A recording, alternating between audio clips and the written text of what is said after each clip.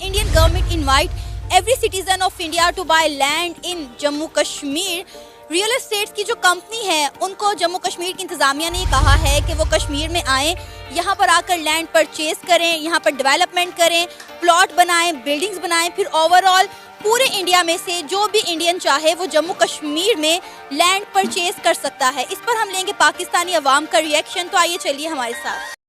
Sir, Indian government जो है उन्होंने रियल एस्टेट को कहा है कि वो जम्मू कश्मीर में आएँ और यहाँ पर आकर लैंड परचेज करें, प्लॉट्स बनाएं, बिल्डिंग्स बनाएं, ताकि यहाँ पर जो भी इंडियन चाहे वो यहाँ पर लैंड परचेज कर सके। आप इस हवाले से क्या कहेंगे, क्योंकि कश्मीर तो हमारा हो नहीं रहा, तो अगर वहाँ पे डेवलपमेंट इस तरह से हो जाती है तो कश्मीरियों के लिए कितना फ़ायदेमंद होगी? लेकिन अगर डेवलपमेंट वहाँ पे होती है तो इस बात से कतई नज़र कि कश्मीर हमारा हो रहा है या नहीं हो सकता या नहीं होगा, डेवलपमेंट तो ज़रूरी है।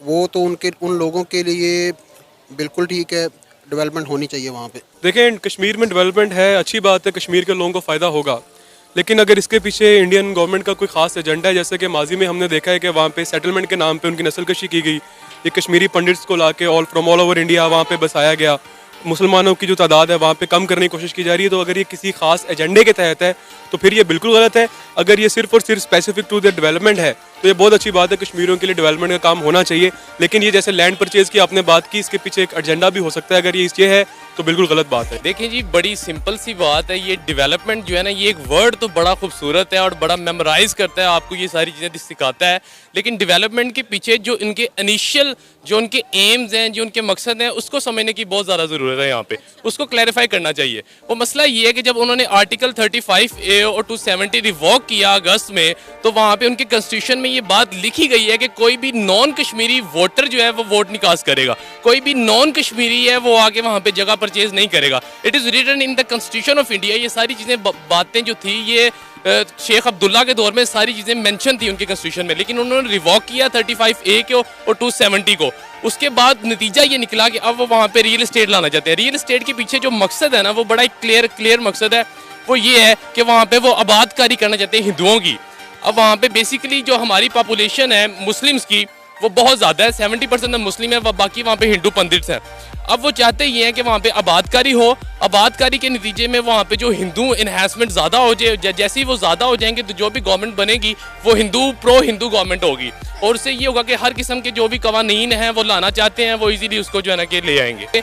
जो कश्मीरीज डिमांड करते हैं, जो उनकी फर्स्ट डिमांड है, वो आप उसको फुलफिल करें। डेवलपमेंट कश्मीरियों की असल तो यही है ना कि उनके आज़ाद रियासत दी जाए। अगर मुसलमानों को ये कहा जाता कि जनाब आप आज़ाद रियासत का जो बात छोड़ दें, यहाँ ही आपको डेवलपमेंट कर देंगे, या आपको 1/3 रिप्रेजेंटेशन असम्बलीज में दे दी जाएगी, तो कायदे आज़म का तो मकसद ही खत्म हो जाता। तो बेसिकली सबसे बड़ी डेवलपमेंट जो है वो आज़ादी है। अगर आपने आज़ादी हासिल करनी है, डेवलपमेंट की बात बाद में आएगी, पहले आप बंदे को आज़ाद तो करें। अगर आप ओप्रेस्ड बंदे को दबा के वहाँ पे डेवलपमेंट के नाम पे हिंदू आबादकारी लाना चाहते हैं तो आपकी मर्जी है, ये डेवलपमेंट नहीं है, ये सिर्फ एक धोखा है। सर, जैसा कि हम सब जानते हैं कि इंडिया एक डेवलप कंट्री है, एजुकेशन, IT हर लिहाज से इंडिया पाकिस्तान से बहुत आगे है। अगर इंडिया वाकई में एक पॉजिटिव पर्पस के तहत जम्मू कश्मीर में डेवलपमेंट करता है तो आपको नहीं लगता कि कश्मीरियों का लाइफस्टाइल चेंज हो सकता है?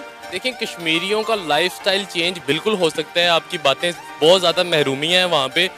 इसका मतलब तो मैं इस तरह लूँगा, अगर आप कहें कि जनाब स्विट्ज़रलैंड बड़ा एक डेवलप्ड कंट्री है तो हम क्या कश्मीर उठा के स्विट्ज़रलैंड को दे दें? अगर चाइना चाहता है कि जनाब वो डेवलपमेंट करेगा, वहाँ पे लोगों के लिए बुनियादी हकूक देंगे, तो हम अपना गवादर जो वो चाइना के नाम कर दें? ऐसा तो नहीं होता ना। आप डेवलपमेंट करें वहाँ पे, लेकिन आप जो वहाँ पे रियल एस्टेट है, आप ज़मीन खरीदने का हक ही नहीं है नॉन कश्मीरी को। नॉन कश्मीरी वहाँ पे वोट नहीं कर सकता। ये कॉन्स्टिट्यूशन के अंदर रिटन चीज़ें हैं जो ऑलरेडी आज से नहीं, आज से 70 साल पहले से की गई हैं। ये उन्होंने अब आगे अगस्त में जो है ना कि इसको रिवोक कर किया है आर्टिकल 270 और 35A को। इससे पहले तो ऐसा कुछ नहीं था। अगर आपने वाकई कश्मीरियों के लिए कुछ करना है, या आप जनाब हिंदू राज से बाहर निकल के नरेंद्र मोदी साहब कुछ करना चाहते हैं, तो कश्मीरियों को जो उनका हक आज़ादी है वो दे, सेल्फ ऑफ राइट डिटर्मिनेशन जो वो उनको दें, उनको जनाब उनको प्रॉपर्ली रेफरेंडम के तहत उनको एक मौका देंगे, वो अपना खुद चुने कि उन्होंने पाकिस्तान के साथ इल्हाक करना है, उन्होंने इंडिया के साथ करना है, या एज अ इंडिपेंडेंट स्टेट उन्होंने रहना है। ये तो उनका हक है ना। आप पहले बुनियादी हक तो उनको